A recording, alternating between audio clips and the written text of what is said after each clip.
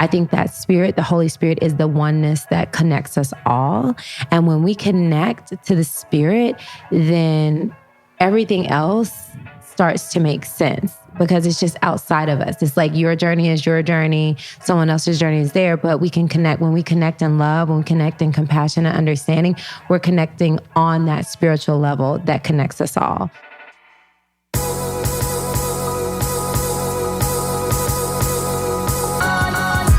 You're listening to the Almost 30 podcast, hosted by Krista Williams and Lindsay Simsick. Almost 30 started as a conversation about the transition from our 20s to our 30s. But then we realized life is full of transitions. So we expanded our mission. We are an intuition-led, wellness-focused lifestyle podcast that promises to deliver authentic conversations, diverse points of view, and insights rooted in optimism, growth, and intention. The Almost 30 Nation community is a group of purposeful dreamers who are smart, passionate, and always seeking the full potential in every aspect of their lives. At Almost 30, we're making magic together. We dream it, and then we do it. Thanks so much for tuning into the Almost 30 podcast. Here we go.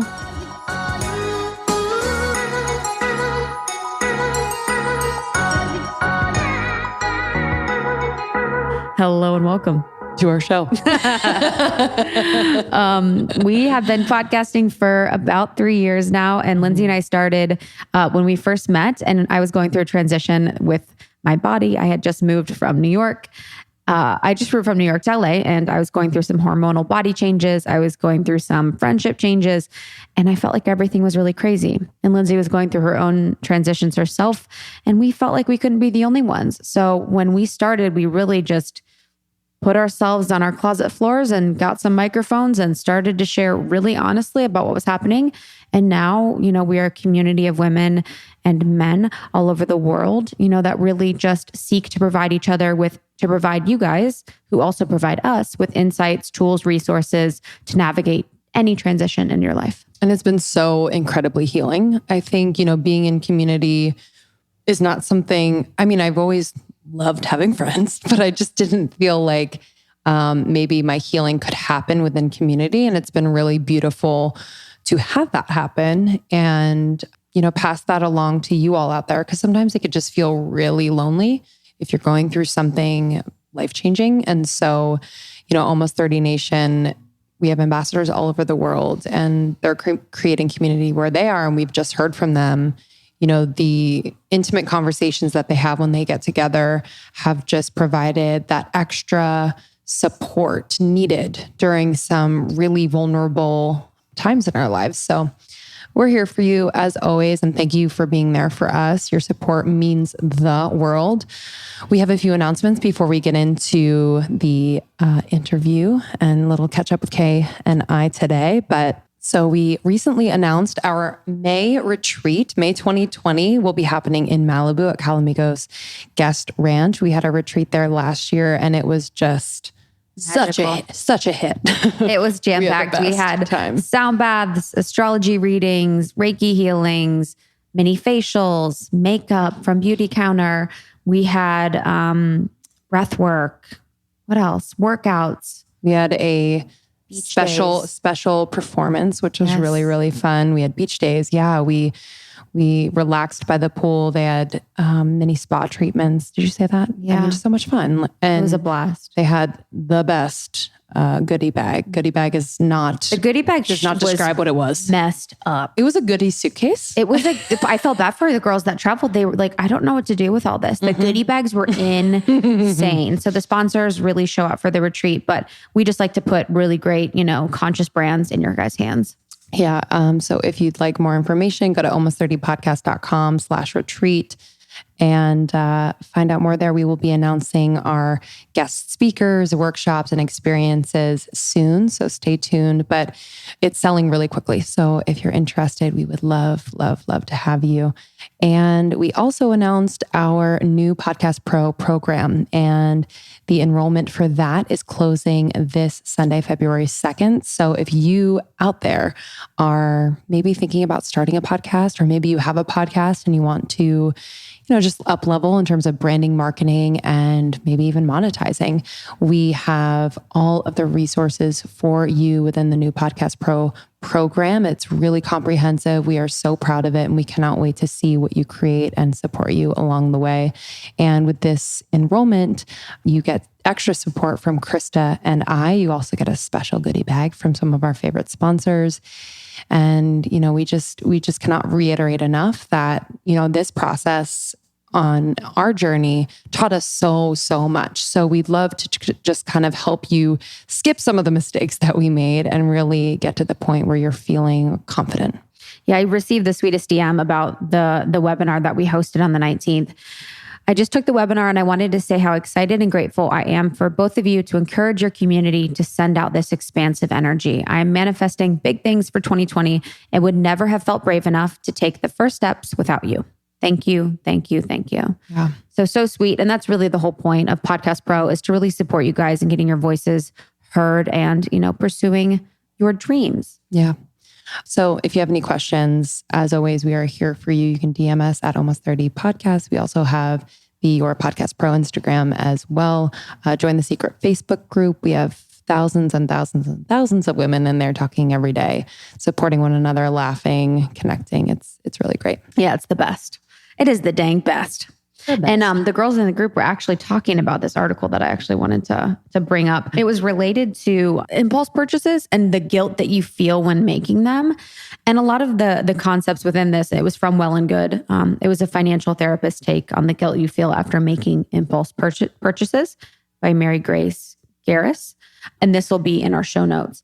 A lot of it seemed to, just reminded me of so many aspects of our lives, not just guilt you feel making impulse purchases. Yeah. It's like guilt you feel when. If you're overeating, if you're overspending, if you're overworking, if you're all these things. And it was just so interesting to read that and really make that sort of connection within my life. Yeah. And it made me think about, it's the guilt moments. And right now, as I understand them, it's like when my happiness just like exits. It's like very sudden, this feeling like life could be good. I'm feeling good. And for example, with an impulse purchase, all of a sudden, like the way I feel about myself in that moment is completely 180'd, and I'm feeling guilt, shame. I'm feeling very out of alignment. And, especially coming out of the holiday season is kind of riddled with those feelings of like, buy, the consumerism, like we're marketed all these things to buy that we are told we need. And so I definitely fall victim to that. And entering 2020, I've just been really mindful of those moments and not judging them, but just pausing. It's kind of like that life yoga, which we're going to talk a little bit about today with Koya, but it's just like pausing, breathing, and understanding what that moment has for me. Rather than, I shouldn't have done that. Should I take it back? What does this mean about me? What does this mean about me that I just did this?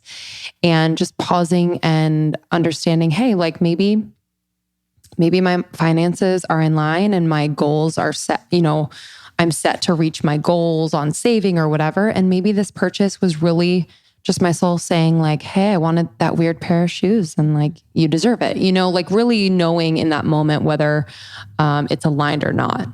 Completely. In the article, it says, if basic safety and stability needs are met, it is critical for our emotional, financial health that we consciously put resources towards self-care. This is where the transformation to our relationship with money actually happens.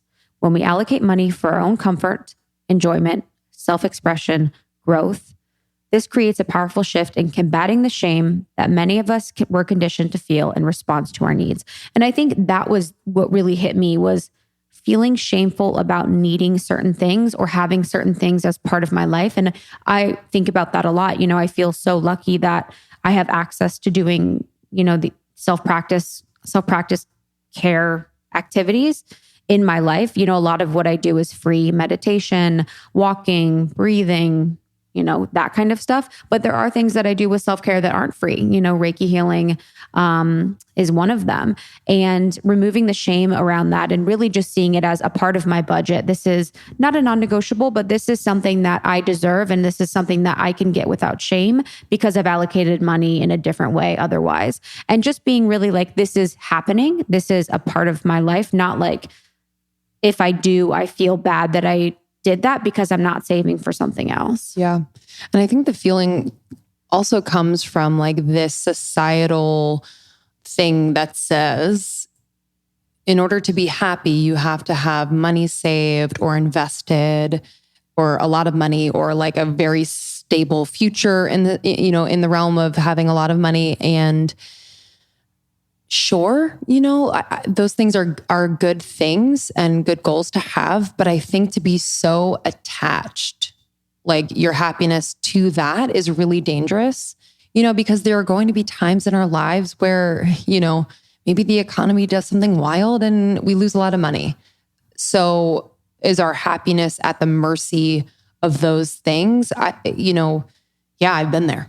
Definitely have been there. And like my mood will drop if my bank account drops, right? Yep. But I'm really trying to be more mindful. And, we've talked about this a lot. When people say money is energy, I know a lot of people are saying that right now, but I truly believe that. And I don't want to hold on to it so tight that it can't flow. So yeah, it's just been interesting to track. No worries, that. sister. Yeah. You're good. Wait, what do you mean? Just, you're not holding to it so tight. Neither am I. Thank you. Money is flowing. Yeah, money's flowing. Well, I don't know. I didn't have parents who taught me any of this. So it's really been a learning experience. I feel like a late bloomer in a lot of ways in this sense. And I also don't want to have shame around that. Mm-hmm. Yeah, of course. One of my favorite books for money health is A Happy Pocket Full of Money. The cover's really weird. The cover's the wackest cover I've ever seen. But it's actually really good. It talks a lot about the metaphysical aspects of money and a lot of just metaphysical information about money as energy. It's by David Cameron Gandhi. And that one's a really good one. Great. Yeah, it's just something that I think maybe within your friends, family, it's a little taboo to talk about money. So yeah, hey, you can talk about it with us. Yeah, we're here for you. Join the secret Facebook group. If you guys want to chat, we are always open and down with anything that involves you guys feeling less shame for being who you are. Truly. On the podcast today, we're really excited to welcome our friend Koya Webb. And it kind of ties together just in the sense of like pausing and noticing our thoughts and our reactions, like this idea of like life yoga, and just having more grace and compassion for yourself. But we talk a bit about that with Koya, as well as just her experience being this international holistic health coach and author and yoga teacher, really helping people find their confidence, building their community, which we align with, and doing what you love in that purposeful life of yours. So Koya is someone that we look to a lot for inspiration. Yeah, I really love, her book, Let Your Fears Make You Fierce, How to Turn Common Obstacles into Seeds for Growth. And we both attended the book launch here in Venice at Osea Malibu, one of our awesome sponsors. And I felt just so moved by her book launch because within Koya's book launch, she brought up a few other women to tell their stories and just didn't make it all about her, even though it was her book launch. And in our interview, it was nice to kind of bring that over and see how she supports so many people and so many women within her life. And I didn't realize that she has gone through so much to get where she is. Her story is incredible. And when you first meet her, you see her and you're like, she's this beautiful former athlete, just doing all these things, entrepreneur. And then you understand where she came from. And it just really makes the whole thing so 360 and so inspirational. Truly. Yeah. Entrepreneur, to say the least. She has not only her book, but she has Get Loved Up University. She has meditations on there, meal plans, all of this stuff. She is vegan, and I love talking to her about that as well.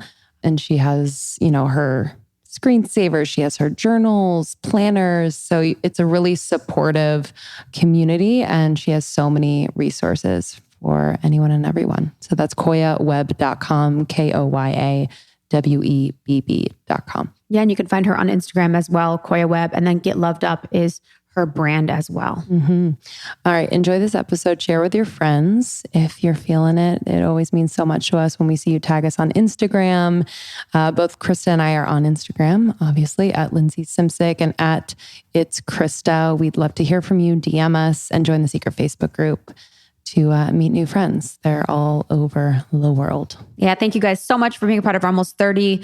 It really means a lot. Let's get into this interview. Love you. Bye.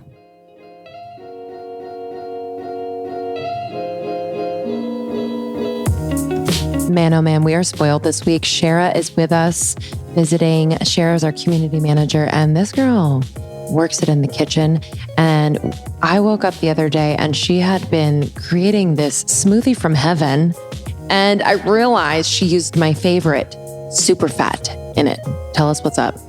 Banana, spinach, the super fat cacao mint.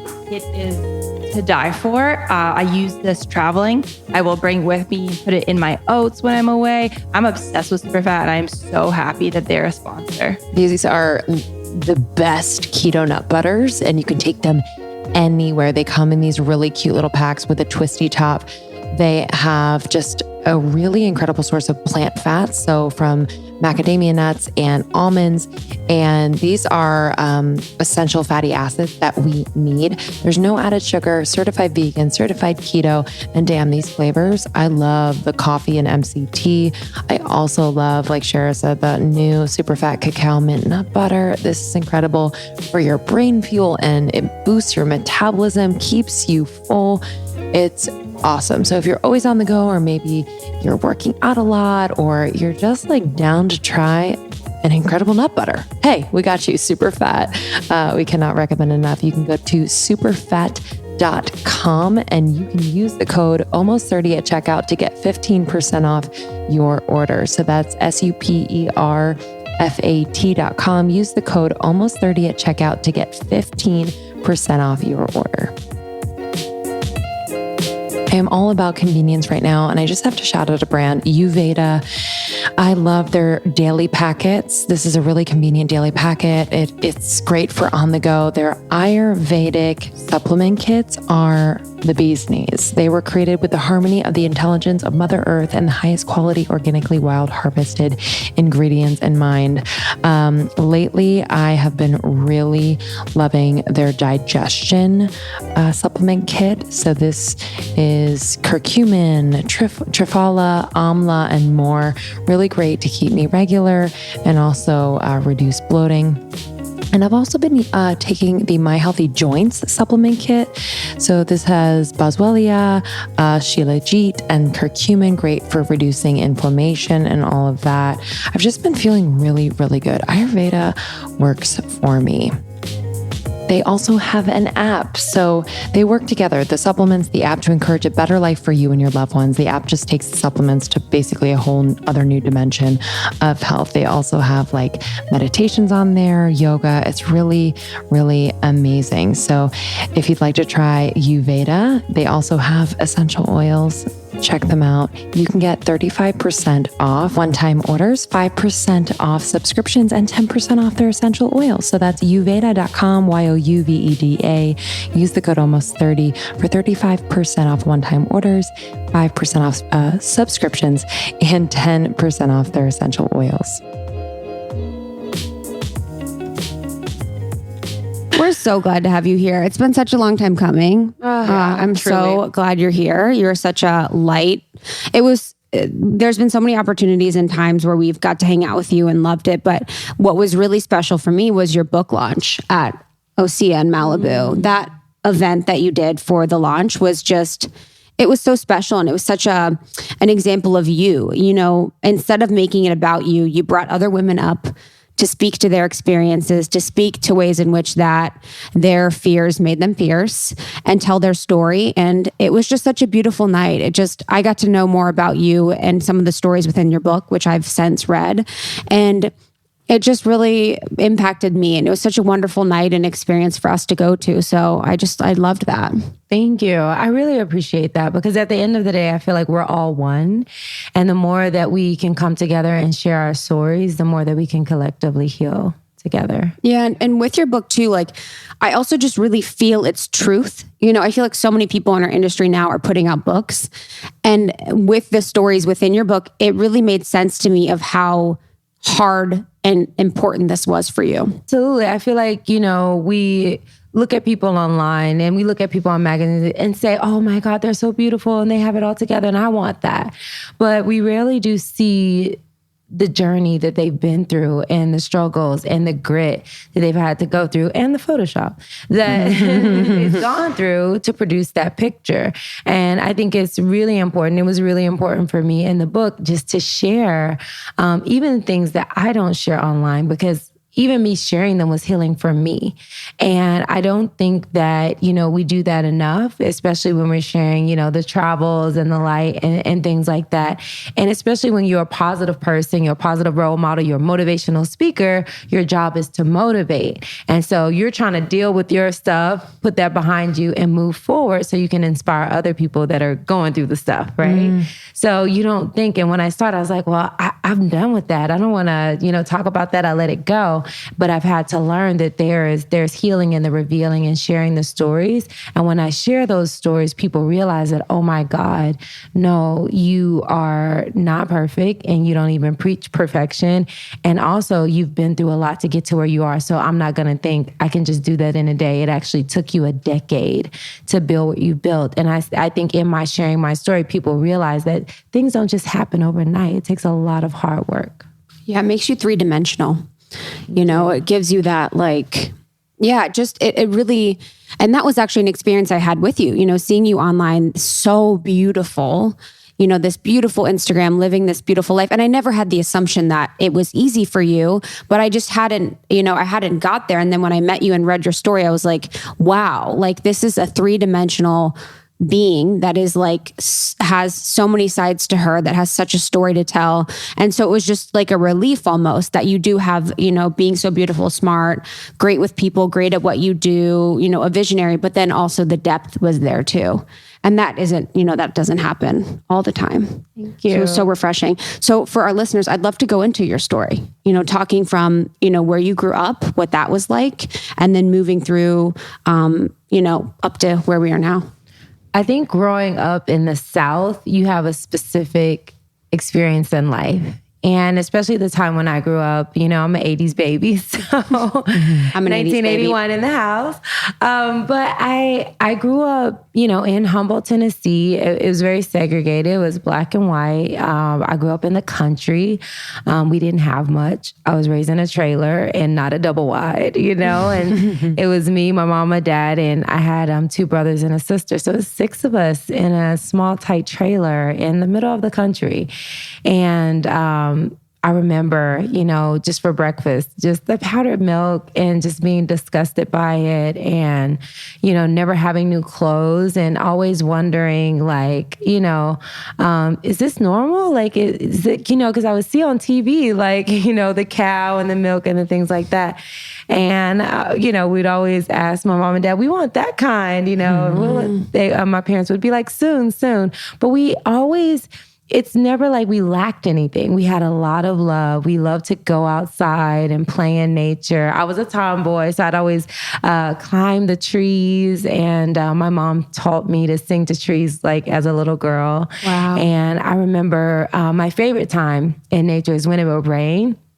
The next day, the ground would be soft, and I would just grab some of that ground and make a mud pie. And that was my favorite thing to do. Because my mom was like, "You're too young to be in the kitchen, so go outside and play."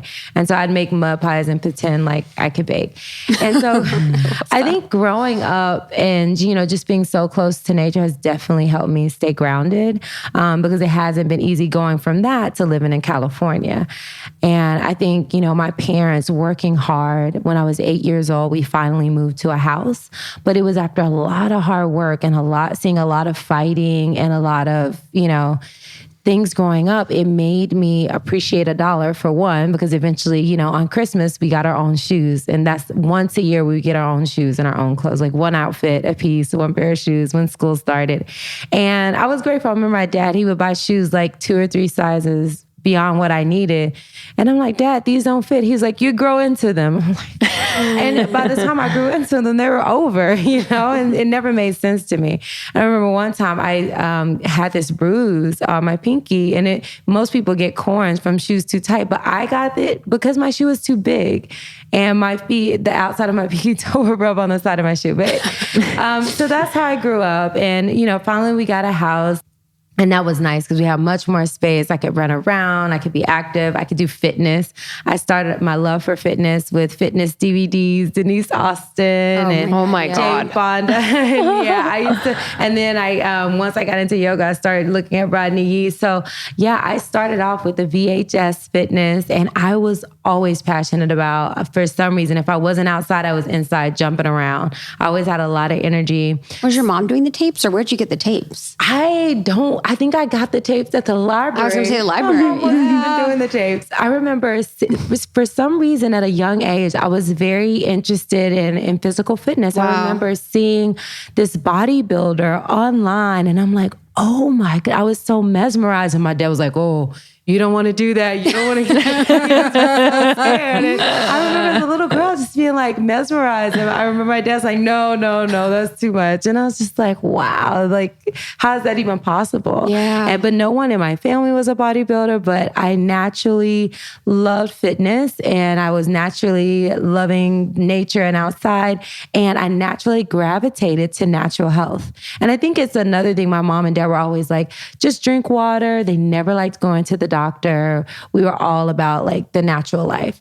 And so growing up like that, I definitely think it set a strong foundation into what I'm doing now, because I grew up very close to nature and thinking about natural health, but my diet was not healthy at all. I ate all the honey buns and Twinkies and snack cakes and all those things. Were you vegetarian from a young age? No, never. Okay. No, my whole family ate all the things, and very unhealthy, and chicken on Sunday, pizza on Friday, but we did have home cooked meals. So during the week, so I think that was a healthy foundation. Not only did we have home cooked meals, but we ate together.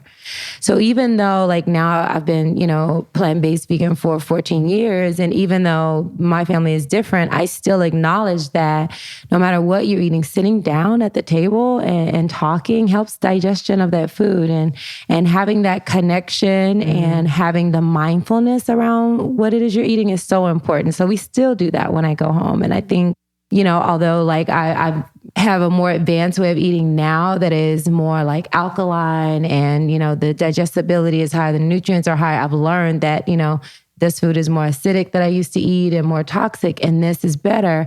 Still, the practice of connecting with my family is the same. And once I learned that, my family, they really attached to it better than when I was just like, oh, your food is bad. They were just like, hey, don't touch my food. Get my food out of the trash can. You know? and then they were just like, okay, we'll try some of these things. So, but I grew up very Southern Baptist in the church every Sunday. And in the summer times, I would go to Vacation Bible School. I knew all the verses of the Bible and very deep in religion and the 10 Commandments and things like that. That was kind of my upbringing, just very, very spiritual, very close to nature, but definitely not vegan, and definitely not any type of metaphysicals, or, you know, it was just on Sunday. And then I tried to be a good person during the week. Tried my very best. And then I think it was, you know, when I got to high school, I started to get into athletics. But because before that, my parents couldn't afford to take me to practices or expensive camps or things like that. And so I actually tried out for the cheerleading team and didn't make it. And I just realized I've had anxiety since a young age, because this whole anxiety thing started coming about. I was like, why does everyone have anxiety? What is anxiety? It doesn't even make sense. And then once I started researching, I was like, oh. Me too. I remember I have that. I was like, dang. So that means I've had anxiety for a long time. You're like, yeah, guys, what do we do? Because I remember trying out for cheerleading and I was so nervous. I started hyperventilating, and I hyperventilated to the point like I couldn't even do my practice. And then anytime I would get scared, I remember one time my friend accidentally drowned me because she was drowning. I tried to save her and she pulled me under because she panicked. So I had to break away from her, and eventually the lifeguard saved her. But so after that, I would have these little panic attacks like every time I got in the water. Until in college, I took a water safety class and, I got better. But in high school, I wanted to run and I wanted to play basketball. Didn't make the cheerleading team. Didn't make the basketball team because, again, I got really nervous and I didn't have enough practice. So the only thing I could do is run track. And I was like, well, I'm going to be the best track person. And so I practiced every day. And I went to state my freshman year on a 4x4 relay. The second year, I went to the state meet in the pentathlon and the high jump and the long jump. And I just got better and better and stronger. And then I asked my coach, I was like, can you get me on the basketball team? And he's like, all right. We didn't have a winning team. So he was like, all right, I'll get you on. And I heard him talking to the coach. He was like, at least she can run and play really good defense. I was like, that's right. I can do that. So I got on the team, ended up the first year I rode the bench and I was just looking, waiting. I was just like, cannot wait for my chance. I remember one time I got a chance and I was so excited. I visualized me dribbling the ball down the court because no one's going to pass me the ball because, I was a little bit clumsy at the time. So I was like, I got this. I'm going to dribble down the court and I'm going to lay it in and the crowd's going to go wild. So sure enough, I grabbed the rebound. I dribbled down the court. I laid it in. And everyone was moaning. I was like, what happened? And I shot at the wrong goal. No. I was You do that when you're like 5. right? Honestly. And so that's so sweet. And then I just I remember looking up at the crowd of my dad's face and he's just shaking his head like, oh. Oh my God. And I look forward to the day my kids do that. That would be the best. Totally. Literally. It doesn't matter. I love you. Yeah, exactly. Because I think that I remember the coach pulled me, Koya, what are you doing? And she pulled me out and yelled at me, which is probably why we had a losing season. But, just yelled at me. And I was just so happy I made a shot. I was just like, okay. But did you see that dribble? Did you see me score? And anyway, I rode the bench for the rest of that year. And then my junior year, that coach she left or got fired. I don't know what happened. We got a new coach and they knew no one. They just knew hustle and hard work. And I was like, oh, I got hustle. I got some hard work. Yeah. So I ended up starting my junior year, got most improved my junior year. And my senior year, I ended up getting MVP, most rebounds and most points. Damn. So at a young age, I had a really intense work ethic. And I had this vision that if I can work hard at something, then I can do it. It's all about hard work. Were there conversations at home like when you were little? I'm curious because coming out the gate and having things stacked against you, not having maybe what all the other kids had necessarily, but, having that drive, which is what is so important, having that confidence, having that vision. Like, what were the conversations like at home that gave you that? My mom, her main thing to me, she was just like, no matter what, Koya, just make sure you're happy. Just to make sure you're happy. When you're not happy, go out in nature and talk to the trees, which I still do. I love my mom. I adore her. I talk to her every Sunday and sometimes during the week. And that's something that, we weren't best friends, me and my mom, but she would just say simple things. And I think she raised us in a way because she kept us out in nature. We did obstacle courses. I ran for the bus every day. And I think those things just kind of built up my natural stamina and love for nature. So my mom was always just be happy. My dad was like, get a job, make money, work hard. It was really like, I almost couldn't ever do anything right. It's like, I always felt like if I got in a fight or argument, he's like, what did you do wrong? What did you say? And so I actually grew up, he was very strict and very, very tight with money. And so I always felt like I had to work super hard to get money or approval or whatever I needed. And so I think that instilled also like a hard work ethic in me. And I think especially for the first part of my life that really drove me to have my own things, because I feel like growing up in the South and under that strict, like not having much. And even when we had more money, it was still my dad was very thrifty. I just felt like constrained. And I felt like I would see my father give money to other families and we didn't even have shoes. And like the kids would be like, your dad bought me these shoes and look at your shoes, busted, dusty browns, And I would be so infuriated. And I was like, Dad, why can't I have new shoes? Like, you have to think about other people. And so he taught me to put other people before myself at a very, very young age. And although that's really good that you take care of your community, I created Get Loved Up because you need to love yourself, love others, love the world in that order. And if you don't take care of yourself, you'll end up feeling resentment and you'll end up being sick. But I was taught that. So even though it was good in one sense because it taught me to work hard and always self-reflect, but it was kind of toxic in one sense, is that I always looked outside of myself and gave outside of myself into the point I was depleted and I didn't have anything left. So, but I think, with playing sports, it's really good because you work hard and you're a team player and it kind of balances everything out. So once I graduated, I was like, I'm going to school on a track scholarship. So that's what got me my track scholarship. I went to college close to home because I still wanted to take care of my home, because it was like, you need to take care of everybody. And I got offers from like all of the top schools for track and field, and then a couple of schools for basketball because I'd just gotten good. But I chose to go to UT Martin and stay close to home. And I remember I gained 20 pounds. Like the stress of kind of not being out of the country and then going to college and then not having much food and getting like all you can eat. Yeah. It was so good. And I love food. Like, is this how everyone's been eating all the time? I'm like, exactly. I was like, oh my God. Did you got food on your scholarship? Yes. I mean, that's the worst thing they could have done to me. Wow. I mean, because I was like, I remember one time going to dinner and I ate like 3 dinners. I ate like a hot dog with like the corn dog. Oof. Then I had fettuccine Alfredo. Then I had some pizza. And it's like, they had all these booths. Like one side you can get Italian, then you can get Mexican, then you get American. And I like all the cuisines. You're like, college is amazing. Exactly. I ate around the world in one. It was so good.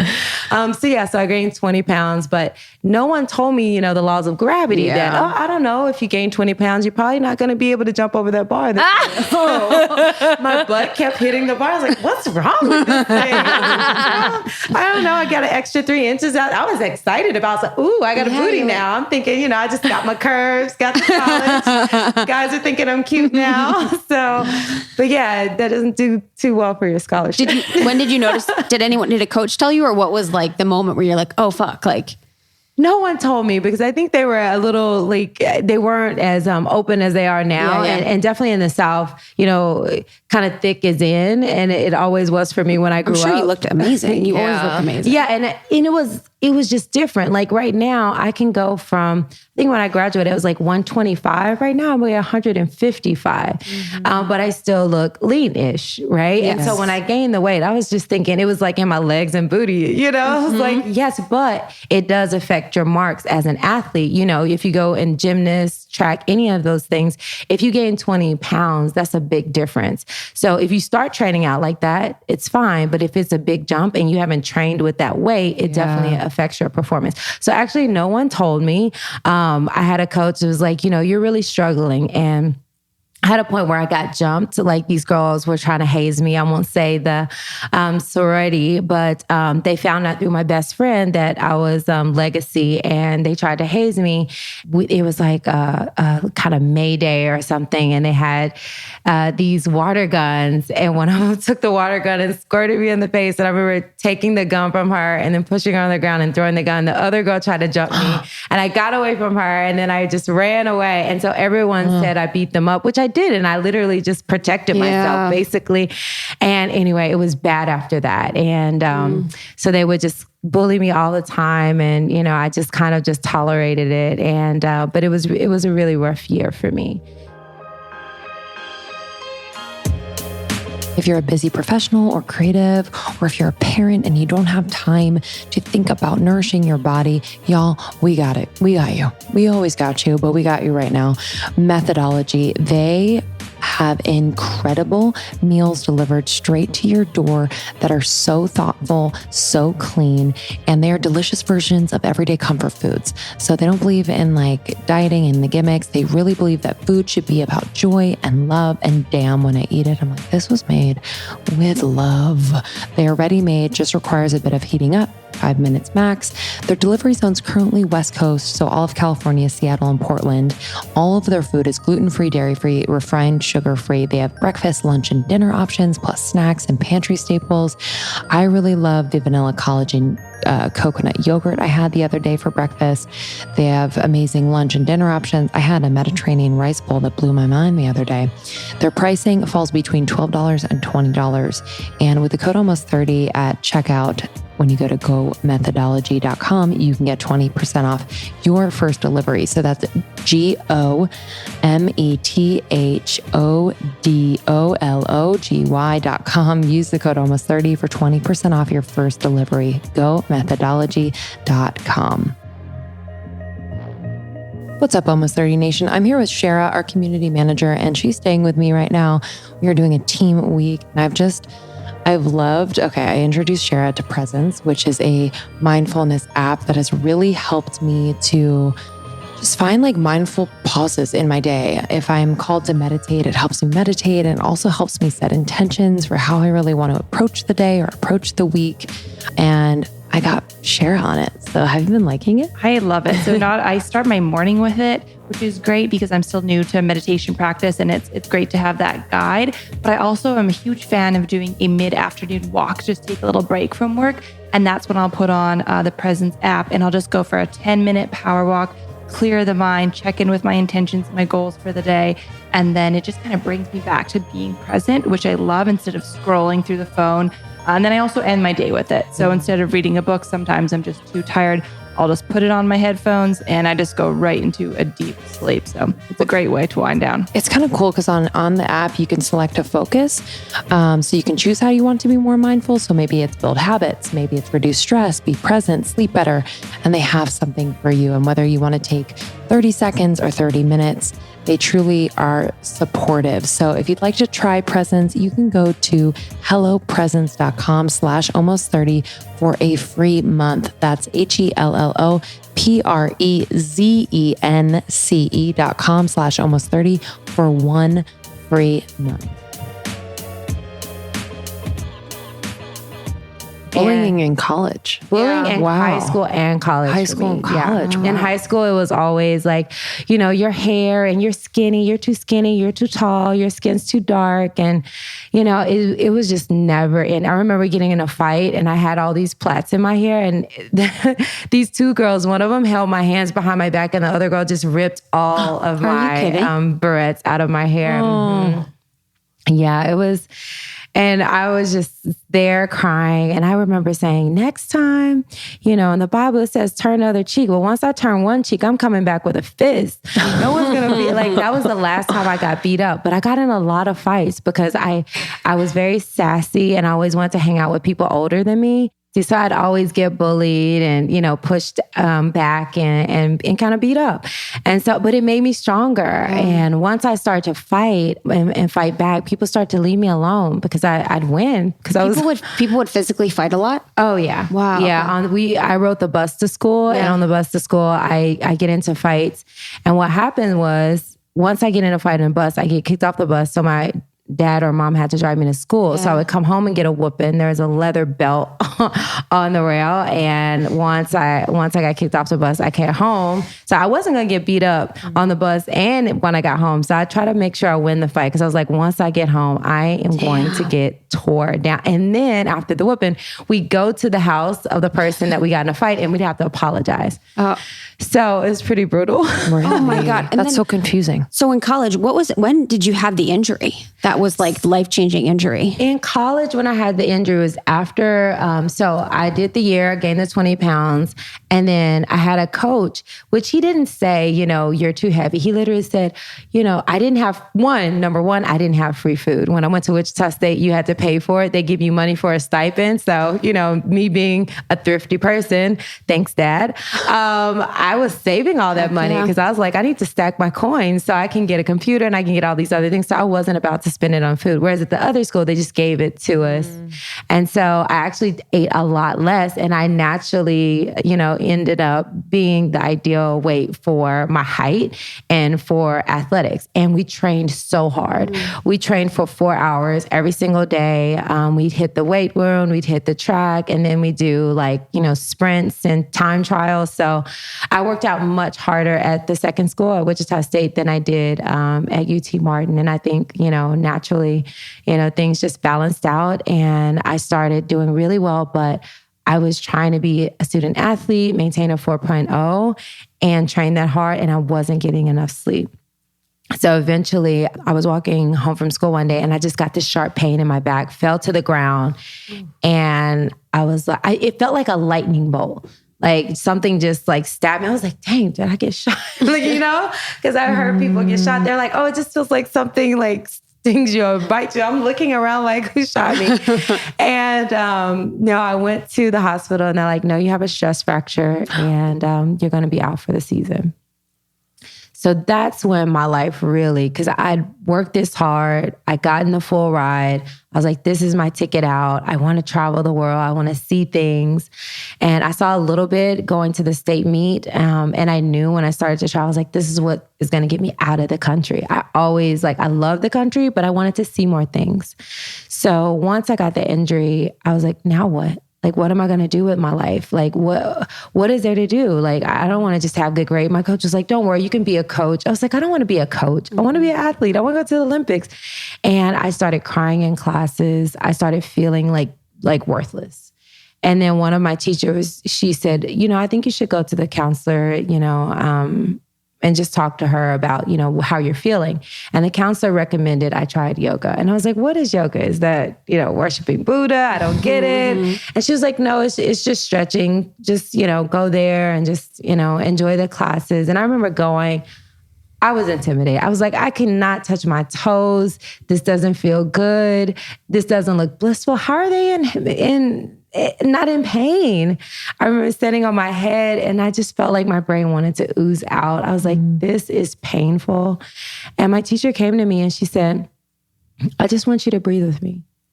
And she took this deep inhale and we exhaled together. And I was like, oh man, that feels so good. And I just felt that release, that chill run through my body. And I was like, that's spirit. And I remember what it felt like because I remember asking my parents, when am I supposed to get baptized? And they're like, you'll know. I was like, but what do you mean? Will the pastor say something? They're like, you'll know. And I remember one time the pastor was speaking, I felt this chill and I was like, that feels good. I guess that's it. And when I felt that chill in yoga, I was like, that feels good. Because when I get that chill, it's like a sign. It's like my body's speaking to me. So I ended up staying.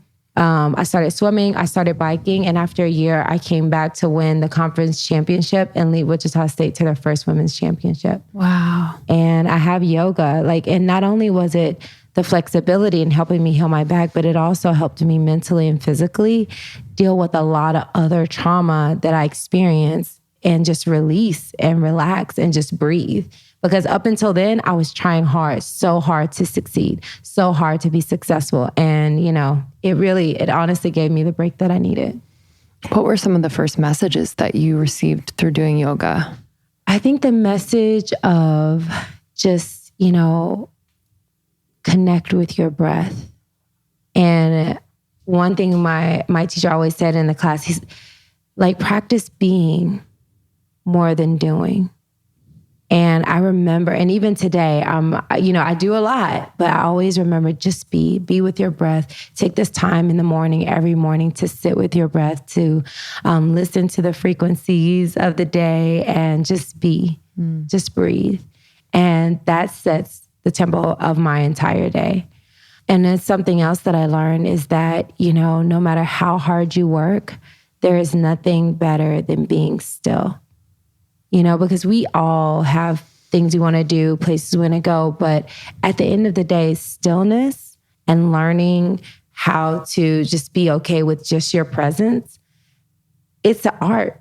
And it's an art we're not taught in school. No one teaches you to just be and just enjoy others being. We do it naturally as kids when we're playing and we're enjoying and we're out in nature. But then once we get into having families and having jobs, it's we're at work and then we're with our friends and then we're in the bed. But we're never actually just like sitting out and enjoying the leaves blowing in the trees, enjoying watching the water, enjoying, looking at an animal, just being free in nature. That time, that gets lost. So in yoga, when I close my eyes and visualize, I really see these realities. And I learned also visualization is the key to calming yourself down. When you're thinking about like, this meet and who I want to, what time I need to get in, who do I have to watch out for, and all these things in my head, remembering that you can just do your best and be your best. And I stopped visualizing other people and started just focusing on my own race. And I think in track and field, you're always competing against someone else. And so in the yoga class, I learned to run my own race. And it's really not about competition. It's about doing my best every single day. And I think that's one of the most powerful messages I've ever had. And especially in the industry, the fitness industry, there's a lot of people. And I think me learning that lesson in college, learning just to run my own race and run it strong, I'm very inspired. And I think that's beautiful.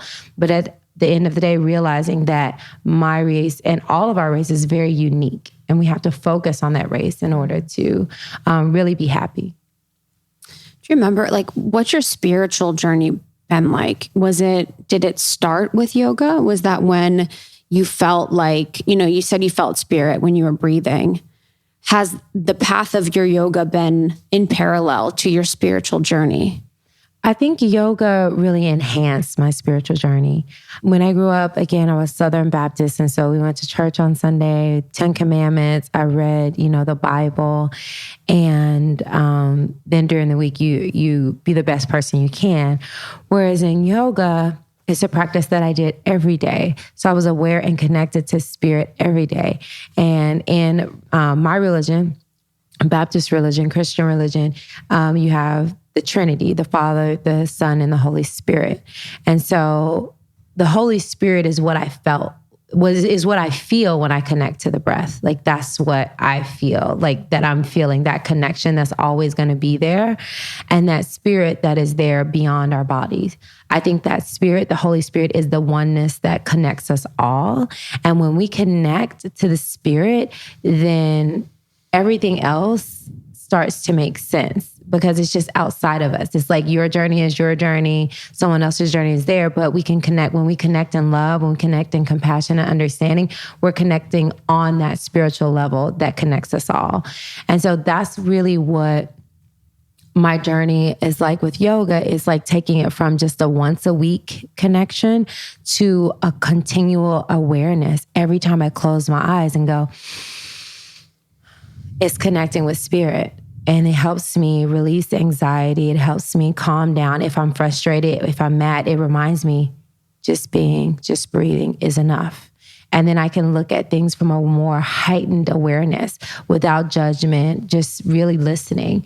So I think yoga, beyond the flexibility and beyond the poses and beyond all the yamas and niyamas and all the things that you learn, I think learning to connect with your breath is the most powerful thing I learned from yoga, because that connection to me is connection with spirit. What was your family's reaction to kind of your yoga practice and your love for it and how it was changing your life? Because I understand that like the breath to you is like the Holy Spirit. So there's that connection to maybe what they believe in. But I'm just wondering if they thought it was weird. Oh yeah, they definitely thought it was weird. They're like, are you starting another religion? What's going on? Yes, in fact. I was like, I am the founder. Honestly. Get loved up religion. It was so, exactly. it was so hard to explain. And then I realized that I don't have to explain it. It's unexplainable. You can't explain God. You can't explain spirit. It just is. And the more people try to explain, the more we're going to separate and have different churches and a million different religions. And at the end of the day, love is love, spirit is spirit, God is God. And you either feel it or you don't. The more we try to articulate what it is, it's a beautiful thing, but we have to acknowledge that it's going to be different for everyone.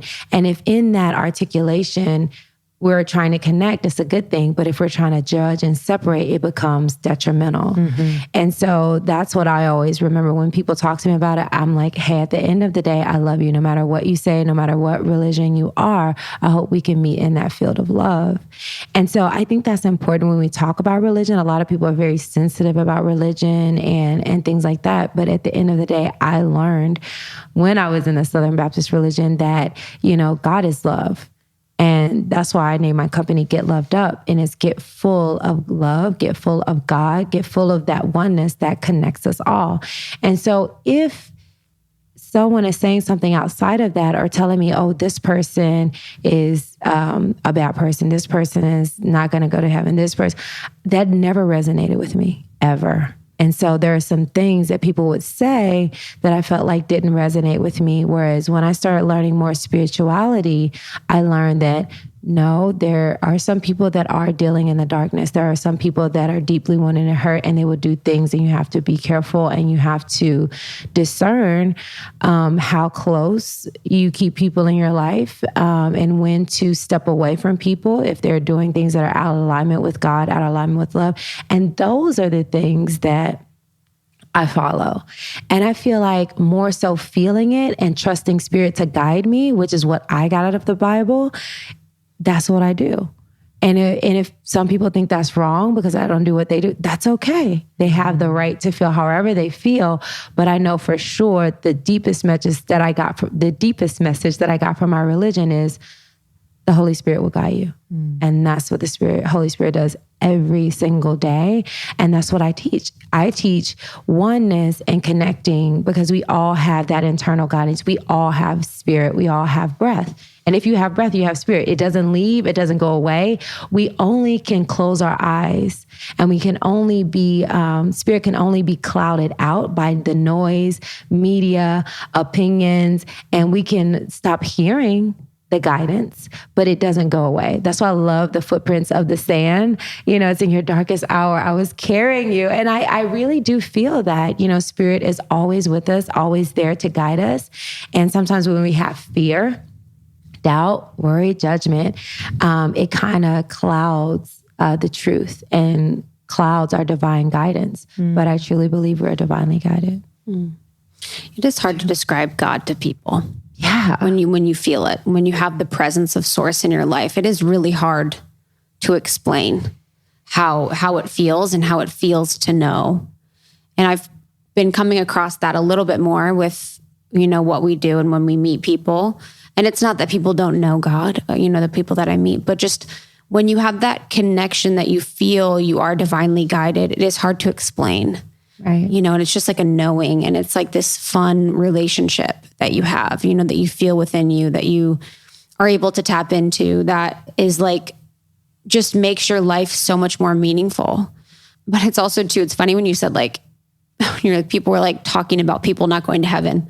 Like I remember that I grew up Catholic and you'd say that, and it's like so laughable, that someone would be like, wow, you're not going to go to heaven. You're like, Okay. yeah, it's like, but people still really believe that. I know. Like half of our world actually, believes that. And so, in Ohio, on the highway, there's billboards that are like, hell is real. They're everywhere in Ohio. It's like, there's one billboard that says hell, keep driving, it says is, and the next one is real. And they do like differentiations of like hell is real. Like there's some ones that are like, hell is happening, or like, there's like a bunch of like the fear ones in Ohio.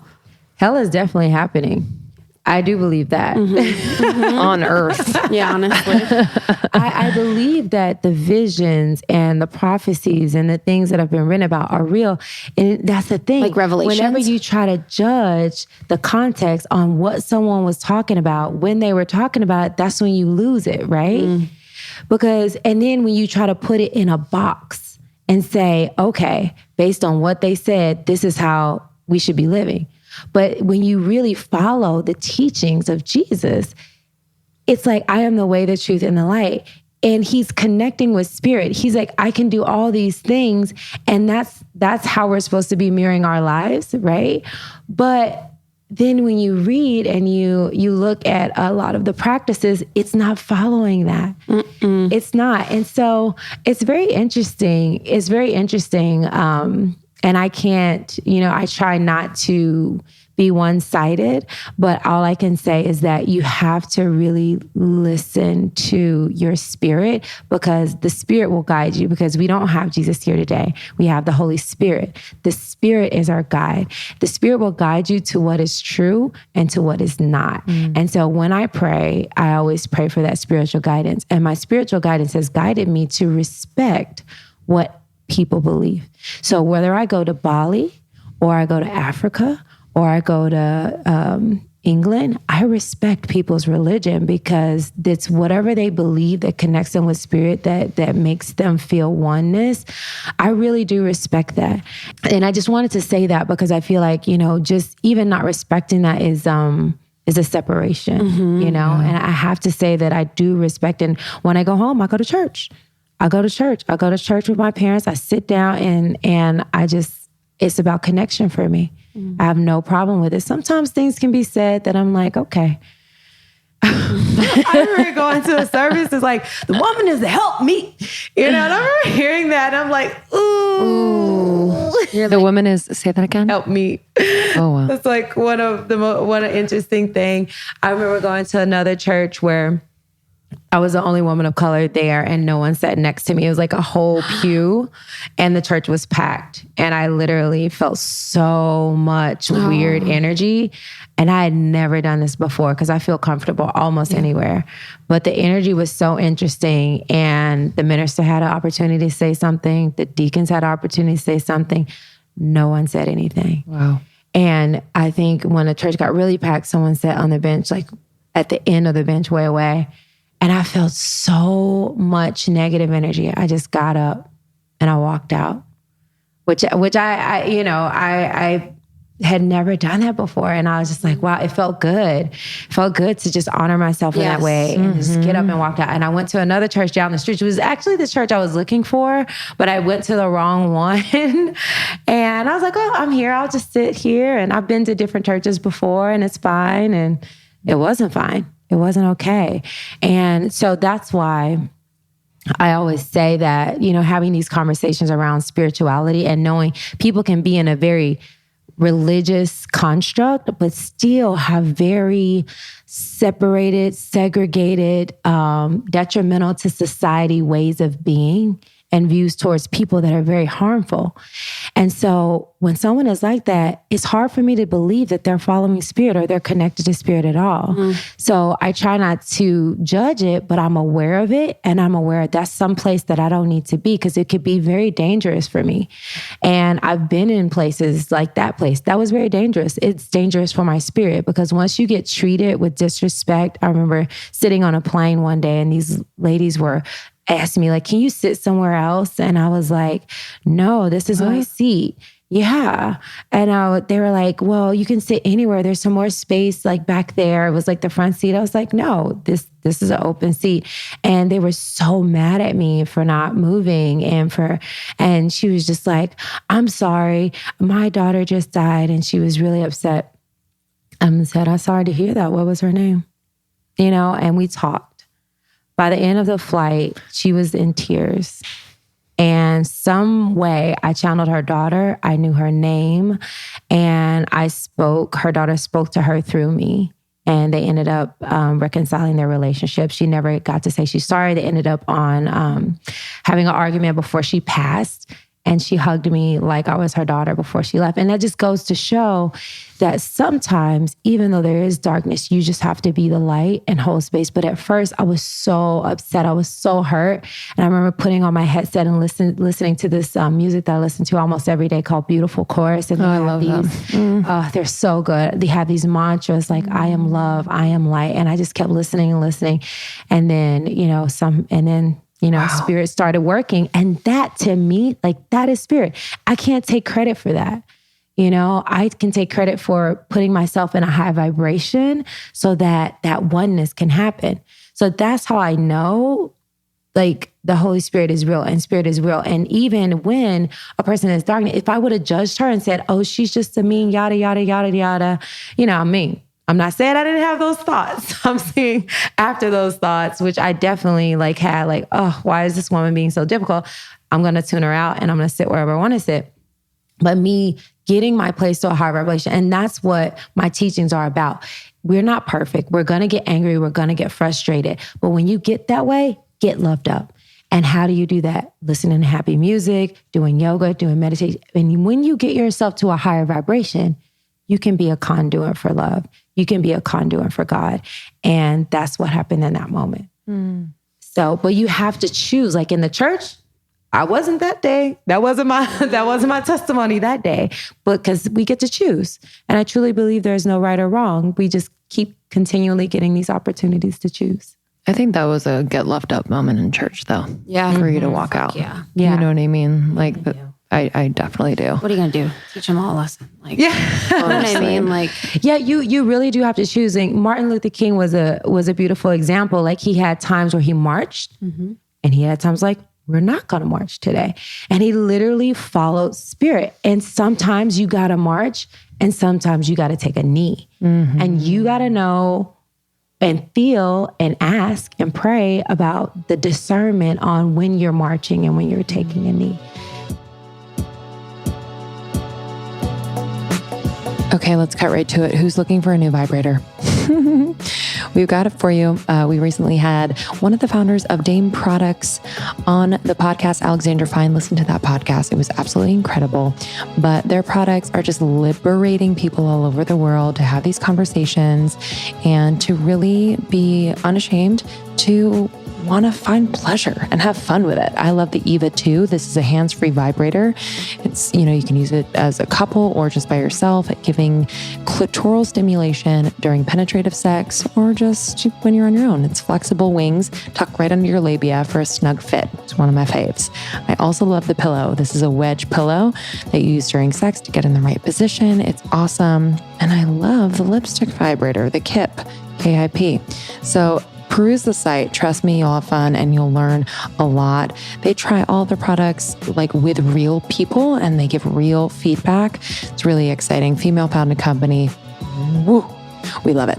DameProducts.com. You can use the code almost30 for 15% off your first order. That's DAME products.com. You can use the code almost30 for 15% off your first order.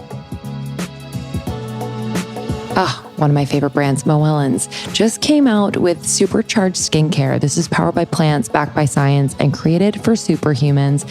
So not only do they have their cult favorite sublinguals, ingestibles, they also have skincare now. And I'm telling you, the Botanical Dew is probably my fave. There's a few in here, but the Botanical Dew is just incredible. It's age and blemish fighter with a soothing side. So if you have rough patches, if you have acne, this really helps to smooth things over while grounding and mending the skin that needs a little extra TLC. I love using this at night. I wake up in the morning and damn, my skin looks tight and moisturized and radiant. I just love it so damn much. I also love the Living Cleanse. This is their cleanser.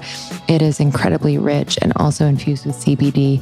CBD is everywhere and they just do it right. They're obsessed with the quality and where they are sourcing every ingredient. And sometimes things are in back order because they're like, we have to make sure everything is perfect and pure and clean. And I just freaking respect the shit out of them for that.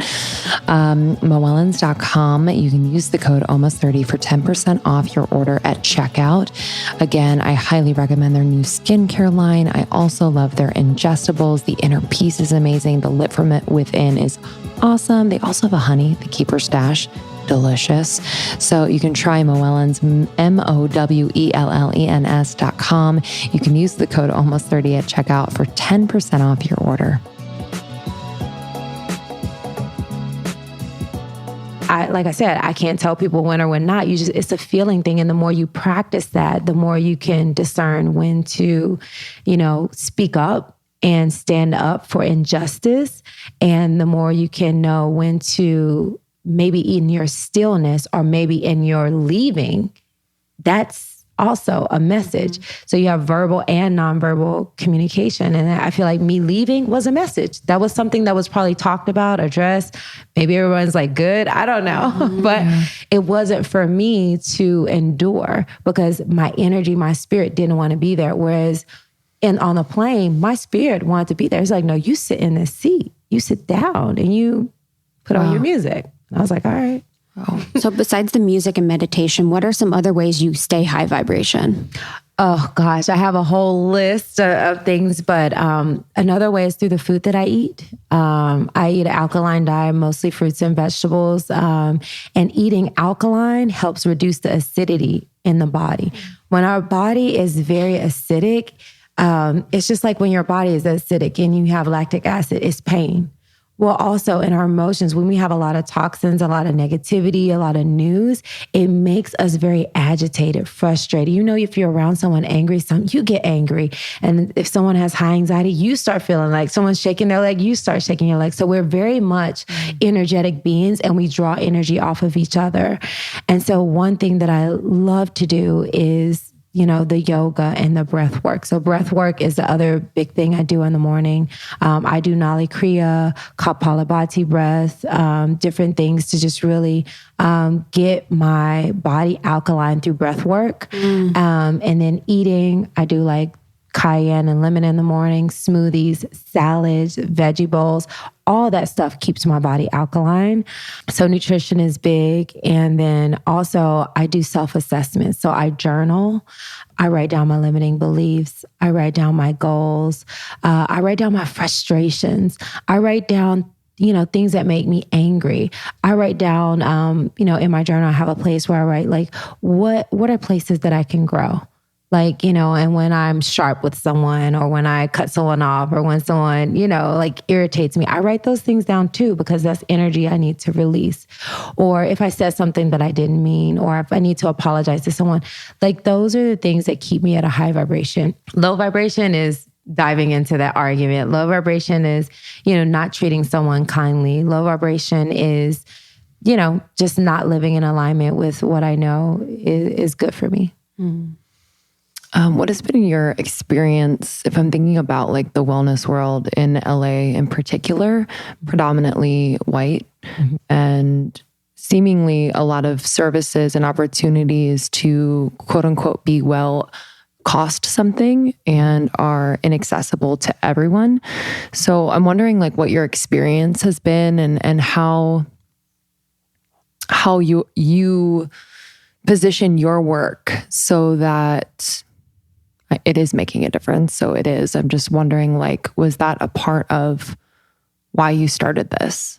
Absolutely. That is 100% the reason why I started the Get Loved Up yoga teacher trainings, because I often, and still to this day, am sometimes the only woman of color in the room.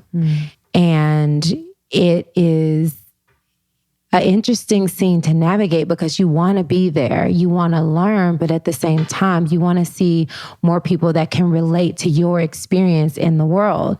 And when you're around people that are great people, but you don't have that relatability. You don't feel like you can talk about everything. You don't feel like you can share everything.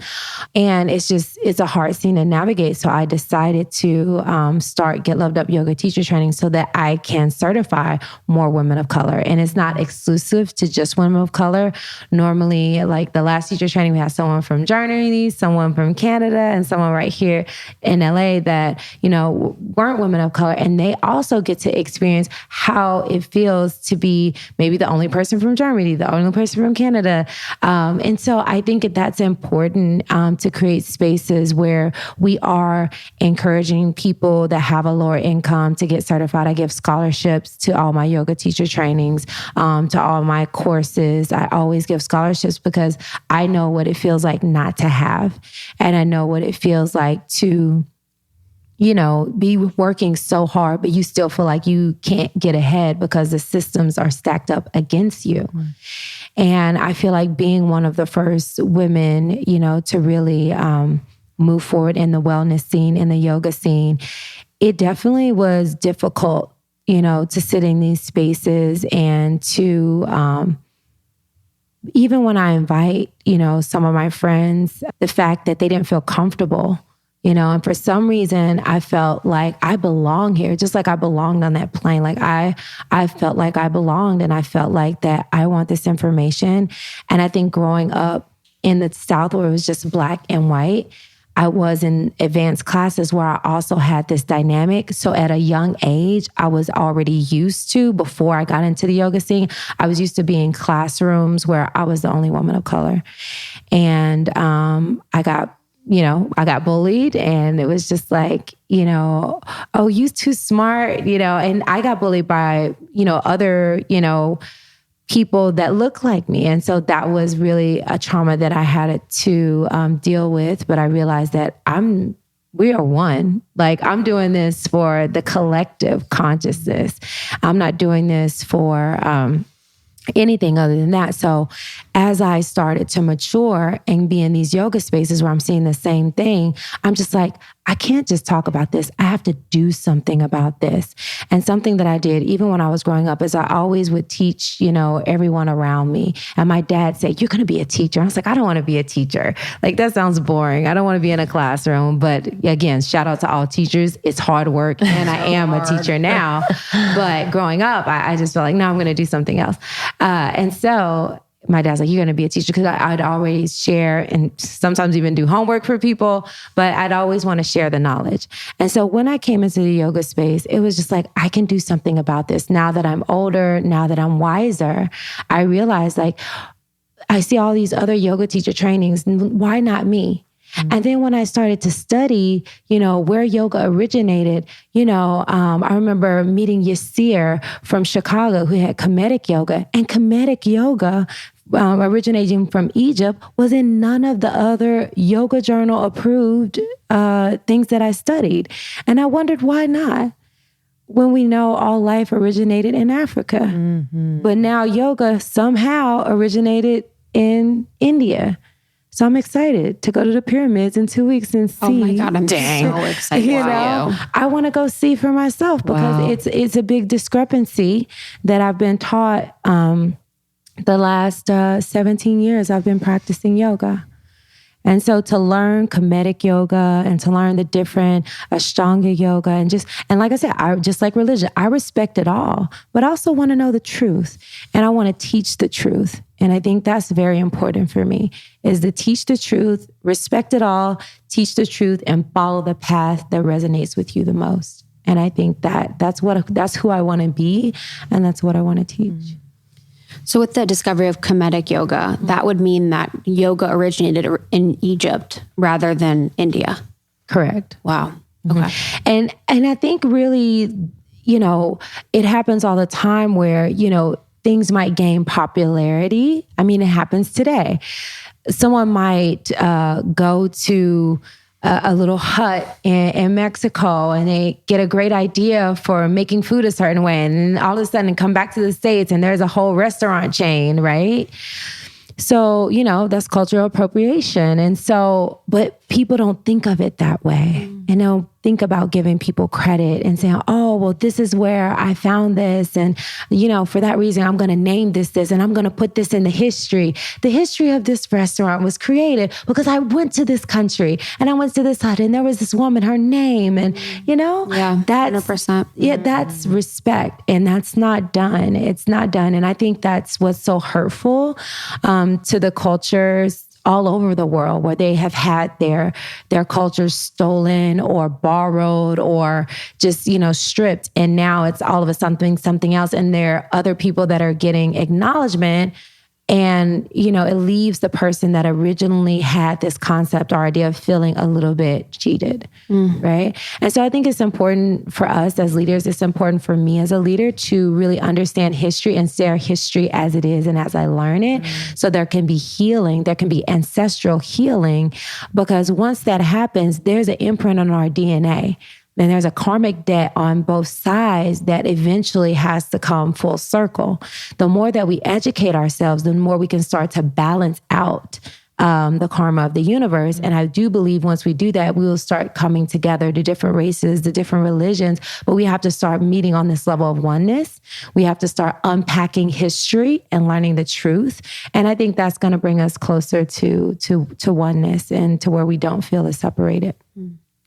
Wow. Yeah, I look forward to the time when history is accurate. You know what I mean? Like, there's been such discoveries in the past 5, 10, 15, 20 years of even history in North America as it relates to civilizations being here way long before any human race that we know of today.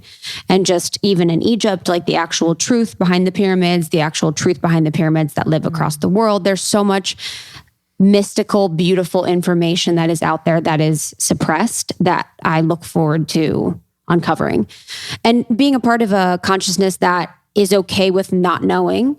And I think for so long we wanted to have answers. So we kind of made them like, they mummified pharaohs because they wanted to preserve the dead, which isn't really accurate, but people just wanted to have like a box answer for everything and really understand everything as they know it.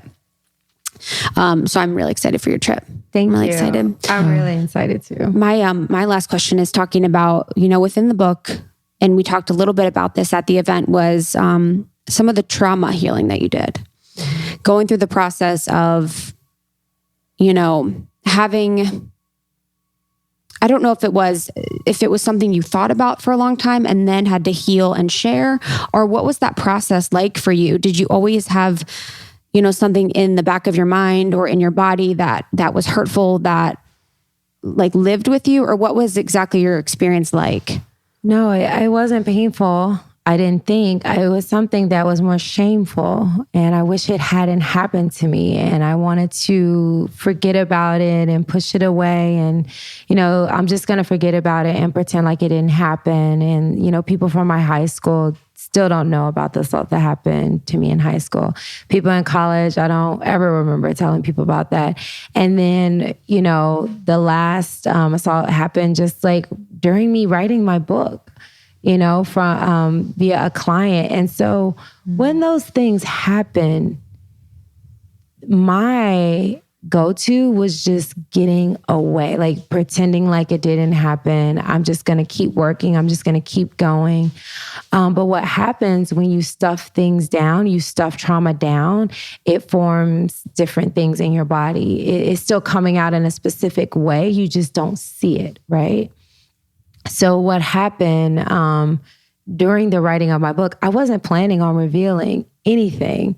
And I remember talking to my writer, and I'm a speaker. So I had someone transcribing my words. And I love that people say, it feels like you're talking to me. I was like, thank you, I was. And it was transcribed. It truly does. And so I wasn't planning on writing it. I remember one time I tried and I just got writer's block. I couldn't write.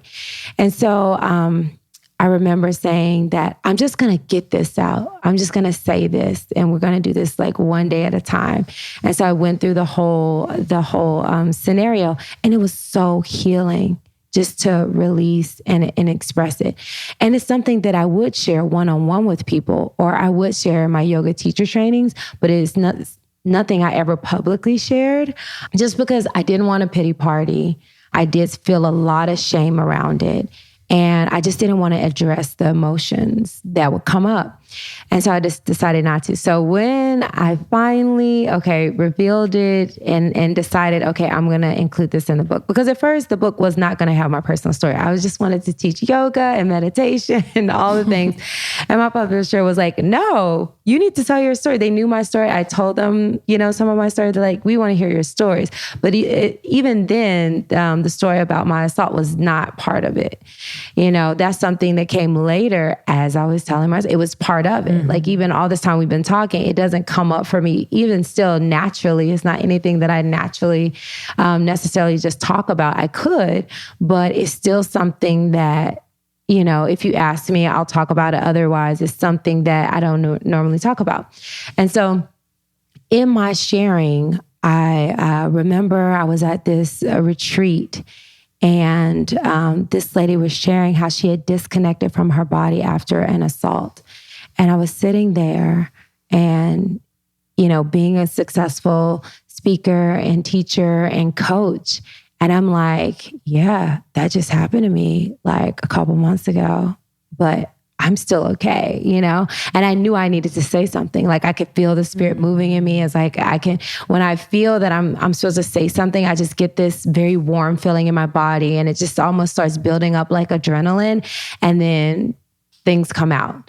And I call these divine downloads, and they just download and they come out for myself or for the person, but they just come out. And so I remember saying that, you are not what happened to you.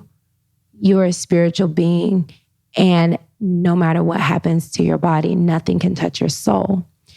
And in that moment, I cried, and then I kind of gathered myself, and then I told my story. And that was my first time sharing it. And I think this happened 3 months after it actually happened. And ended up later, I think a month later, like I had like a cyst. I had to go to the emergency room, and they said, you have an air pocket where it looks like a cyst was, but it ruptured. And I remember I was very sick, and that's why I had to go. Wow. So I feel like a cyst was forming from me holding on to that assault. And I did not even know, but I was so happy that I let it go. And now I tell people, you have to reveal it to heal it. Just talk about it. And I want to make sure that I'm holding space for other women and men who have been assaulted to just share your story and know that you are not alone. And it's nothing to feel ashamed about. It's something that someone who assaults another person is sick. And it needs to be talked about, and we have to remove the stigma around it so people do feel comfortable sharing about it. And in that sickness, you can also take on that sickness, and you have to share it so that you can go through the healing. Like I had to say, this was very terrible. This is the person who did it. And just go through that radical forgiveness. There's a book called Radical Forgiveness, and just go through my whole emotions around the incident instead of just packing it away and saying, you know what, it didn't happen, and I'm a boss, and I got to move on, and I got things to do. Baby girl, I was helping my aunt heal at the time. She had Parkinson's. I had a yoga teacher training coming. I was like, well, I can't deal with this right now. I'm just gonna pretend like it didn't happen. And I don't think I was saying to my mom, I'm gonna pretend like it didn't happen. I just didn't have time to address it. And I was just like, I was so disgusted. I was so angry. I was so in shock. I was just like, I can't do it. I couldn't emotionally deal. But then once I revealed it, then I had to deal with it. Mm-hmm. So then I went through all the grieving and the crying and the unpacking of, okay, this happened. It sucked. And you're still amazing. And you can share this story and empower other women who feel like I am detached from my body and I don't want to be here. And now I can speak to these women and saying, you deserve to be here. You are not what happened to you. You are what you do every single moment after you are choosing to either be defined by that situation or to define yourself. And that's what I've done, is just define myself and continue to define myself. So beautiful. And it's so interesting when you said that the person who did this to you is sick, and it's as if, you have that sickness in you, it's an interesting way to think about it. Like that really resonates. And it is about the releasing of it that will allow it to eventually, leave and disperse rather than holding it in. But it is like an energy transfer that you take that on, their sickness on. So yeah, that was just so beautiful. And how do you think, last question for me, how do you think that it's influencing your work moving forward? Like what changes have you made for the better? I think the biggest changes is learning to talk about like the dark.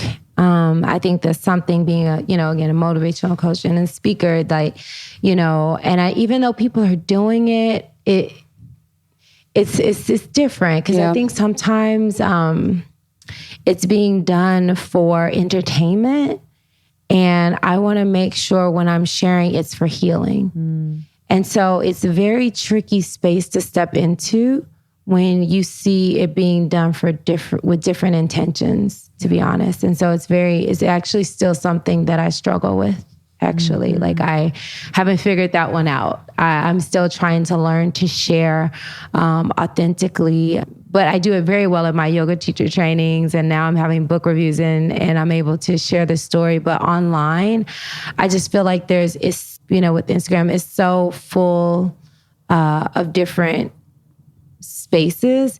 I've just found it very challenging. And I don't welcome, sometimes I feel like I've had to learn to be okay with all the different opinions. But when you put something out there like that, you're kind of open up to like everyone's opinions and everyone's thoughts. And for me, that's super vulnerable. And I'm not always feeling that open, every single day. That was in Brené Brown's Daring Greatly. It talks a lot about vulnerability without like having boundaries with it. Right. And it's not like a boundary like to protect against vulnerability, but it's being smart about your vulnerability. And that's the thing with sharing something online, is that understanding the intention behind, is the intention behind healing, or is it attention seeking? Right. Sometimes, vulnerability can go there on the internet, and really just understanding like your boundaries with it, making sure that that person is valid and righteous of your vulnerability, making sure it's a safe space, because it can be very damaging and it could hurt and hinder your healing if, that person is not a safe space. And I think there's something really powerful too with speaking to it rather than writing it. I'll share stuff on social media if I have a moment of feeling really inspired, and I'll write something. But I definitely believe that my power is when I speak to it. You can hear your tone.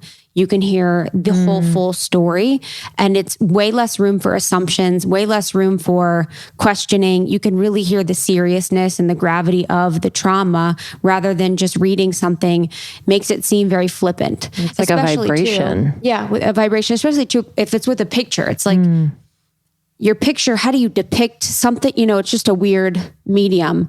And especially when it's like so quick too. If you're sharing something so deep and heartfelt and it's like, scroll. Yeah. But I totally feel that. What are you excited about? What's going on? Let's talk about all the things. I'm so excited. I'm excited about life because, one chapter in my book is you're not a victim, you're a creator. And I think that, being a creator, it's all about, again, not being attached to your past, not being attached to any events, but creating whatever it is you're passionate about, despite, your upbringing, the cards you were dealt, whatever you have, you can do what you set your mind to. Like, I honestly believe that if you are loving on yourself every single day, if you are, doing the things that align you with love, the sky's the limit. So I've just started to create everything I'm passionate about, the yoga teacher training. So certifying women and men all over the world. And then I have retreats. One coming up is in LA. It's a retreat and a teacher training, 21 days in Marina Del Rey, California, where we really dive deep and learn yoga philosophy, holistic health, plant-based nutrition. And then for New Year's, we're having a manifestation retreat in Bali. So I'm really excited about that. Yeah, you guys should come. Come to Bali with me. I would love to. Don't ask me twice. I know, honestly. December 28th through the 4th. That's to Bali. And I just launched my Get Loved Up plant-based protein. Yes, we have some here. It looks so beautiful. Thank you. It looks insane. And a lot of people don't understand that it is hard when you travel and you're active to get all the nutrients that you need in your diet. And especially if you're trying to, do more plant-based. And so I wanted to have something that was great for your digestion, nutrient dense, balance your blood sugar. It's organic, it's nut-free, it's gluten-free, it's kosher. I just wanted The ingredients are super clean. Thank you. Super clean. I just wanted to have a clean, really wholesome product that people can really take and feel like it's just balancing everything out. We're all busy, but you have to have optimal nutrition to keep going. And so that's something that I wanted to have. People can just like get on the plane, get off the plane after a workout, and they can still feel good and not starve themselves and not go without nutrients. And, having the pea protein and the moringa is going to give people the nutrients that they need to stay balanced and have a balanced blood sugar. So you're not going off on anybody, you're not hangry. And so that's what it's all about. Just helping people balance out their day and balance out their diet. Beautiful. So proud of you. Thank you. And then where can they find you on social? You can find me at koyawebb.com, Koya Webb, and Get Loved Up on Instagram. Get Loved Up Daily also has its own website, getlovedupdaily.com. And now I also have Get Loved Up University, where you can get meditation, yoga, chakra work, fitness. We have some yoga and HIIT training. So all the things that I teach can be found on those websites and on all the social media platforms. Perfect. And if you don't have to have money. Like we have free classes on YouTube. And then most things you can write in for a scholarship. I love that about your programs. Thank you for being here. Thank you for coming. You're the best. Thank you for having me. Thanks for listening. We'll see you guys later. Bye-bye. Bye. Bye. Thanks so much, Koya, for joining us. We always have a blast hanging with you. We're so excited for everything coming up for you. Her new book is available now. Let Your Fears Make You Fierce. And you can get support and all of her Get Loved Up resources at koyawebb.com, KOYAWEBB. Yes. Thank you so much, Koya. Your Podcast Pro is out and available for you to join. There are just a few days and registration will be closed. And if you register during this 2-week window, then you get extra calls with Lindsay and I, and you get amazing bonuses within the program. So we are so excited to support you guys in launching your podcast, yourpodcastpro.com, and join our retreat, Malibu in May, Calamigos Ranch. You can go to almost30podcast.com/retreat. Love you guys. Thanks so much for your support. And if you want to connect with us, we are on Instagram at almost30podcast. I'm at Lindsay Simsick, and Krista is at It's Krista. Can't wait to chat with you. We love you. We'll see you next time. See you soon.